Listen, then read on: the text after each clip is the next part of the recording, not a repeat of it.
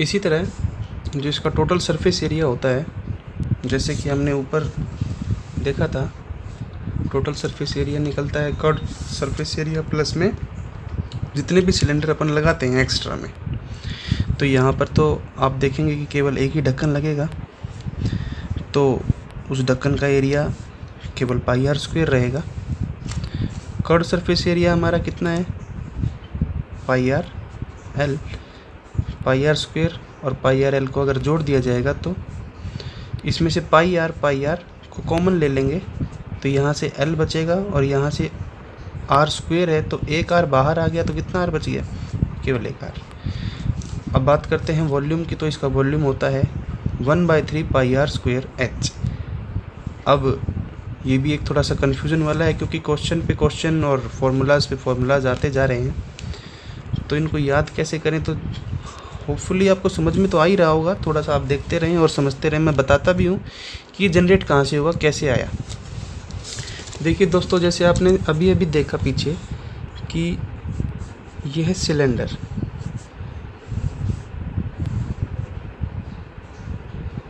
और सिलेंडर का जो वॉल्यूम होता है वो मैंने बताया आपको, भाई एक कॉइन रखा, उसका पाई आर स्क्वायर, ऐसे एच हाइट तक हम रखते गए तो उन सब का आ जाएगा पाई आर स्क्वायर एच। तो ये वॉल्यूम ऑफ सिलेंडर।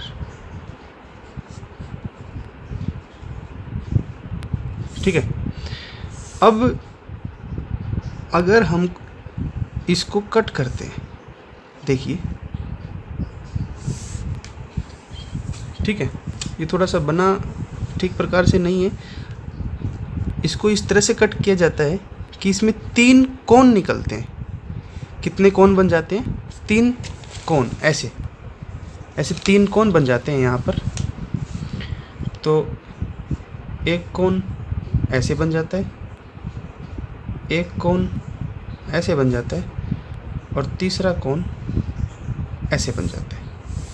इस सिलेंडर में से फर्स्ट, सेकंड और थर्ड। तो एक सिलेंडर के हमने कितने हिस्से कर दिए, 3 हिस्से कर दिए। ठीक है। तो एक कोण का एरिया, इसको बाय 3 कर दें तो एक कोण का एरिया निकल आएगा। तो इसलिए एक कोण का एरिया आ जाता है 1/3 पाई आर स्क्वायर एच, वॉल्यूम, जो इसका वॉल्यूम आ जाता है वो आ जाता है इसका 1/3 पाई आर स्क्वायर एच। ठीक है। और 3 सेम टू सेम कोण लेके तीनों कोनों को अगर ले लेंगे तो एक सिलेंडर बन जाएगा। 3 से मल्टीप्लाई करेंगे, एक कोण का एरिया ये है, 3 से मल्टीप्लाई करें 3 कोण का वॉल्यूम आ जाएगा, तो 3 से 3 कट जाएगा और किसका वॉल्यूम आ जाएगा, वॉल्यूम ऑफ सिलेंडर। वो एक सिलेंडर बन जाएगा। ऐसा क्वेश्चन भी आएगा दोस्तों आपके आगे 10th में, तो ध्यान देंगे इस बात पे। अब जो इम्पोर्टेंट है वो है स्लांट हाइट। स्लांट हाइट निकलती कैसे है, तो देखिए दोस्तों, आपने 9th में पढ़ा होगा। अब जो 9th वाले बच्चे देख रहे हैं उन्होंने कैसे पढ़ा होगा, तो उनको बता देता हूँ, और जिन्होंने नहीं पढ़ा है वो भी देखें। एक पाइथागोरस थ्योरम थी, आती भी है मोस्टली पेपर्स में। अगर रिक्वायरमेंट, हाँ दोस्तों, अगर आपकी देखिए रिक्वायरमेंट है, अभी मैं बेसिकली क्या पढ़ा रहा हूँ, क्यों पढ़ा रहा हूँ, क्योंकि मेरे पास भी टाइम है और मैं चाहता हूँ कि जो बच्चे इस कोविड के टाइम में ट्यूशन वगैरह नहीं जा पाए, तो उनको कम से कम घर बैठ के हम चाहें तो, मेरा पैशन है कि मैं इसको पढ़ाऊँ, ज़्यादा से ज़्यादा बच्चों को नॉलेज दूँ। अगर आपको समझ में आए तो ठीक है, होपफुली आपको समझ में भी आएगा। तो अभी क्या है, एग्ज़ाम पास है, तो मैं 10th का मोस्टली सिलेबस कवर करूँगा, और आप अपने कमेंट्स में डालें कि सर ये चैप्टर कराएं, ये चैप्टर कराएंगे, तो मैं ठीक है। अगर 9th वाले बच्चे भी इंटरेस्टेड हैं, उनको अच्छा लग रहा है, तो उनके भी चैप्टर्स को करेंगे, पर पहले सबसे पहले जो 10th का सिलेबस है उसको कवर करेंगे जल्दी से जल्दी। हाँ, तो आते हैं पॉइंट ऑफ व्यू क्या है इसका। ये था, इसको हम बोलते हैं हाइट, इसको हम बोलते हैं बेस, और इसको हम बोलते हैं हाइपोटेनस। ठीक है। तो ये जो हाइट होती है इसको परपेंडिकुलर लेते हैं, ये परपेंडिकुलर है जो 90 डिग्री बनाता है बेस के ऊपर, और ये होती है हमारी हाइपोटेनस जिसको हम एच से डिनोट करते हैं। ठीक है, अगर हम यहाँ पे देखें तो ये थोड़ा सा उल्टा है, पर देखने में दिख रहा होगा कि क्या क्या चीज़ें हैं। ये जो हमारा इधर बेस है यहाँ पर आर है, तो इसको हम यहाँ पे ऐसे बनाएंगे आर। अब 90 डिग्री किसने बना रखा है, इधर 90 डिग्री 90 डिग्री बना रखा है हाइट ने, तो यहाँ पे हमारा ये एच है, इससे कंसिडर नहीं करेंगे, इसको अभी भूल जाओ। और ये जो तिरछा था हाइपोटेनस जो था हमारा, उसको हमने नाम दिया था इधर एल। तो एल कैसे निकालेंगे, क्योंकि बच्चों को पता है कि हाँ कर्व सरफेस एरिया में निकालना आता है, पाई आर एल से निकाल देंगे, पर उसके लिए एल क्वेश्चन में नहीं दिया होगा। क्वेश्चन में दिया होगा आपको हाइट, आपको रेडियस दिया होगा, तो सबसे पहले आपको इसका एल निकालना होगा, जो कि एक नेक्स्ट लेवल क्वेश्चन बन जाता है। तो ये एल निकालना सिखा रहे हैं इधर।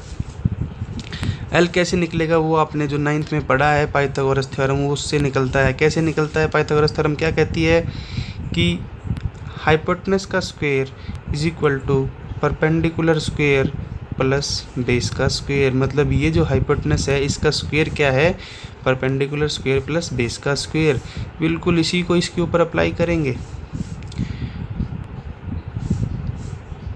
L square is equal to height का स्क्वायर प्लस आर स्क्वायर। अब स्क्वायर रूट बोथ साइड लिख भी देता हूँ चलो, ताकि आपके नोट्स भी रेडी हो जाएं। स्क्वायर रूट्स बोथ साइड,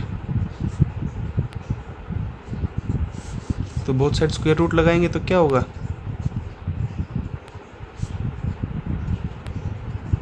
इस पे कॉमन आएगा भाई। कई बच्चे क्या करते हैं, गलती करते हैं, कई बच्चे इसको क्या लिख देते हैं, इस पे अलग लगा देते हैं, इस पे अलग लगा देते हैं। ये जो है ये गलत है। यहाँ पर हमने बोथ साइड्स पे लगाया, मतलब इस साइड तो ये अकेला था तो इस पे आया, पर इस साइड दोनों पे आएगा। इसके स्क्वायर से ये कट जाएगा, पर इन दोनों के स्क्वायर से ये नहीं कट पाएगा, क्योंकि प्लस बीच में है, प्लस नहीं काटने दे रहा। तो एल का जो निकलेगा, अब एल ये रहा, एल जो स्लांट टाइट निकलेगी वो निकलेगी इससे। ठीक है, और एल दोस्तों एक नॉर्मल डायमेंशन है, लंबाई है, तिर्यक ऊंचाई है, तो इसको केवल अपन सेंटीमीटर में लेंगे, सेंटीमीटर या मीटर। ठीक है दोस्तों। स्फीयर, जिसको हम हिंदी में गोला भी कहते हैं। अब दोस्तों मैं आपको हिंदी और इंग्लिश दोनों में बताऊंगा, क्योंकि हो सकता है देखने वाले इंग्लिश मीडियम भी और हिंदी मीडियम भी हो, तो कोशिश करूंगा मैं हिंदी मीडियम में बताने की। तो स्फीयर जो होता है, जैसे आपने टेनिस की गेंद देखी होंगी जो पूरी तरह से गोल होती हैं, ऐसी होती हैं। ठीक है, इसका बिल्कुल आसान सा एक फॉर्मूला है, जिसमें सीधा सीधा सबसे पहले इसका जो आता है वो टोटल सरफेस एरिया पूर्ण पृष्ठीय क्षेत्रफल।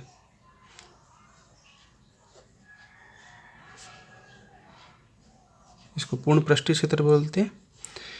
इसका होता है 4 पाई आर स्क्वायर, इसका सीधा ही होता है।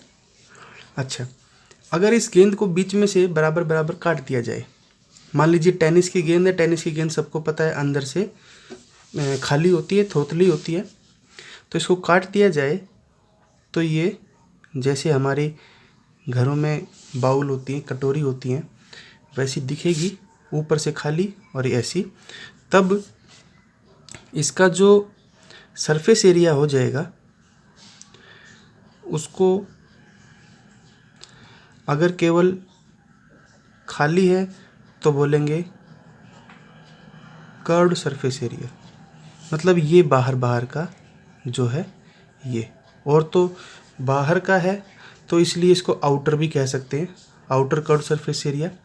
अंदर तो अपन ले ही नहीं रहे क्योंकि बाहर बाहर का है, ऊपर कुछ है नहीं, तो इसका हो जाएगा just half 4 pi are square का सीधा सीधा हाफ कर देंगे 2πr²। पर अगर मान लीजिए यही गेंद आपकी लेदर की होती तो ये यहाँ से भी आपको भरी हुई दिखाई देती, ठीक है, ऐसे पूरी। तब इसका सरफेस एरिया क्या होता। अब ये जो था ये तो था आपका टोटल स्फेयर। अब ये जो बन गया है जिसका हमने ये एरिया लिखा है ये है हेमिस्फेयर। ये क्या है आपका हेमी मतलब आधा, ठीक है, ये हेमिस्फेयर है आपका। तो ये हेमिस्फेयर का आउटर कर्ड सरफेस एरिया है, ठीक है। अच्छा, अब ये तो था होलो का मतलब खाली, पर अब ये भरी हुई है मतलब इसके ऊपर भी सरफेस आ गया है। तो क्या होगा, तो कोई अलग बात नहीं है, जो ये कर्व सरफेस एरिया था मतलब केवल बाहर का, तो ये तो इसमें भी है। तो कैसे रहेगा,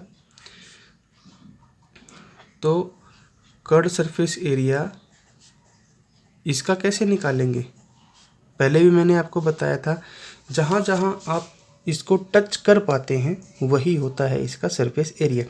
तो अब कहाँ टच कर पाएंगे, खाली वाली में तो आप इसको बाहर से टच कर पाते थे तब ये होता था, तो अब भी इस पर टच तो यहाँ भी कर पा रहे हैं, तो ये होगा ही होगा।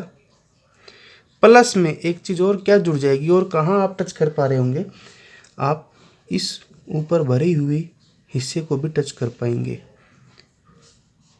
तो ये एक गोल रहेगा, मतलब सर्कल और सर्कल का एरिया होता है πr²। तो ये हो जाएगा आपका 3πr²। उसके बाद ये बहुत इंपॉर्टेंट है क्योंकि जो आपकी 13.1 एक्सरसाइज है बेसिकली इसी पे डिपेंड करती है, इस पे कोन पे इन दोनों के कम्बिनेशन से क्वेश्चन उसमें दिए गए हैं, तो ये आपका समझना बहुत ज़रूरी है। अच्छा, अब ये एक फॉर्मूला हो गया टोटल सरफेस एरिया जब गेंद ऐसी थी, ये हो गया आपका हेमिस्फेयर का कर्व्ड सरफेस एरिया जब क्यों खाली है, और कर्व्ड सरफेस एरिया जब वो पूरी तरह से फिल है, ठीक है, तो होता है 3πr²। इन तीन चीज़ों में आप कंफ्यूज ना हो, बिल्कुल आसान है, एक बार सुनेंगे तो ध्यान से समझ में आएगा। दूसरी चीज़ मैं दोस्तों आपसे एक शेयर करना चाहता था कि जब भी आप मेरी वीडियोस देखें तो प्लीज़ पेन कॉपी लेकर ज़रूर बैठें, और जो जो चीज़ें मैं आपको बता रहा हूँ इनको एक बार आप अपनी नोटबुक में, फ्रेश नोटबुक में नोट करें, ताकि जब भी आपको दोबारा से कुछ चीज़ें देखनी हो तो आप बार बार वीडियो ना खोलें और आपका टाइम बचे और इसमें काम करें सीधा देख के। अच्छा, अब इतने ही टॉपिक थे मोस्टली जो मुझे याद आ रहे हैं। अच्छा, अब कॉम्बिनेशंस के जो क्वेश्चंस आने वाले हैं, जो हम अभी नेक्स्ट वीडियो में मैं आपको एक्सरसाइज से कराऊंगा, इतना बेसिक करा दिया है, और जो जो आता जाएगा क्वेश्चन वैसे वैसे समझाता भी जाऊंगा, तो ज़रूर ध्यान से देखिए। अच्छा, अगला क्वेश्चन जैसे मान लीजिए एग्जाम्पल में क्या आता है,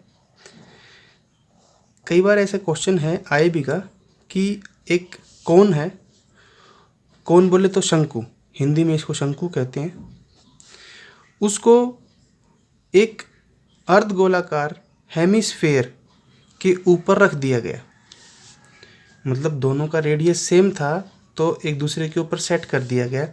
तो अब ये पूछेगा क्या, अब ये पूछेगा क्या। अच्छा दोस्तों, इसमें आपका एक वॉल्यूम भी रह गया, उसको बताता हूँ मैं क्या रहेगा, इसमें बताता हूँ पहले। अब ये पूछेगा क्या, इसमें पूछ सकता है ये आपसे इसका कर्व्ड सरफेस एरिया। किसका पूछेगा, इन दोनों का। अब बोलेगा ये जो ऑब्जेक्ट बन गया इसका कर्व्ड सरफेस एरिया निकालिए या इसका वॉल्यूम बताइए, ऐसे पूछेगा, ठीक है। इसको बताते हैं पहले। इसका जो वॉल्यूम है, इसका वॉल्यूम होता है 4/3πr³। और जब भी वॉल्यूम होगा तो सेंटीमीटर क्यूब लगाएंगे और एरिया होगा तो सेंटीमीटर स्क्वायर लगाएंगे। हाँ, तो इसके बारे में बता देता हूँ। अब इसका अगर इसने कर्व्ड सरफेस एरिया पूछ लिया, मान लीजिए सरफेस एरिया भी लिखे तो कोई दिक्कत नहीं है, कर्व्ड सरफेस एरिया लिखे तो भी आपको कंफ्यूज नहीं होना है, ठीक है। और टोटल सरफेस एरिया लिखे तब भी कंफ्यूज नहीं होना है, क्योंकि इसमें डिफरेंस अभी नहीं आ रहा है, ठीक है। तो इसका सरफेस एरिया या टोटल सरफेस एरिया क्या रहेगा, तो अपने को पता है एक शंकु, एक जो कोन है उसका एरिया क्या होता है, अब मैंने आपको बताया कि सरफेस एरिया में हम जहाँ जहाँ हाथ लगा सकते हैं उसको, अब इसको हम दोनों ने इन दोनों को हमने अटैच कर दिया है, तो हम इसके कहाँ कहाँ हाथ लगा पाएंगे कर्व में, तो केवल इसके कर्व के। देखो मैंने आपको यहाँ पे बताया था कि इसके जब हाथ लगा पाते हैं तो इसका कर्व सरफेस एरिया होता है पाई आर एल। तो इसको टच पर कर पा रहे हैं तो ये हो जाएगा पाई आर एल प्लस। अच्छा बताइए इसको क्यों नहीं लिया pi are square? Pi are square को मैंने बताया था तब लेंगे जब आप इसके इस एरिया को टच कर पाएंगे, पर क्या हम इसके अंदर वाले हिस्से को टच कर पा रहे हैं? नहीं, क्योंकि इसको हमने बांध दिया है, बंध गए हैं ये। अच्छा तो इसलिए नहीं ले रहे हैं। अब आती है बात हेमिस्फीयर की, तो हेमिस्फीयर को हम कहाँ कहाँ टच कर पाएंगे, मतलब देख पाएंगे, तो केवल बाहर बाहर इस पे। तो बाहर बाहर का क्या एरिया होता है? 2 pi are square, 2 pi are square. तो बस इसमें से अपन जो चीज़ें कॉमन ले सकते हैं, pi r l plus 2 r centimetre square. अब जो अच्छा एक कंडीशन और होती है कि अगर इन दोनों का रेडियस सेम है तभी एक दूसरे पे माउंट होंगे, इसीलिए हम यहाँ पे दोनों को सेम आर ले रहे हैं, तभी हम कॉमन ले पाए। अगर दोनों का रेडियस अलग अलग होता तो हम सेम आर या कॉमन नहीं लिख पाते, एक को बड़ा आर एक को छोटा आर, या R1 R2 लिख के करते। ठीक है दोस्तों, मोस्टली जो टॉपिक कवर कर दिए हैं मैंने आपके। अब नेक्स्ट टाइम से हम एक्सरसाइज के अकॉर्डिंग चलेंगे। पहली एक्सरसाइज रहेगी 13.1 और मैं वन डे एक दिन एक करके एक्सरसाइज डालता रहूँगा, आपको समय भी मिलता रहेगा, आप देखें और उस पर काम करें ताकि अगले दिन आप जब आएँ तो फ्रेश रहें और अगली चीज़ को समझने के लिए तैयार रहें। Thank you.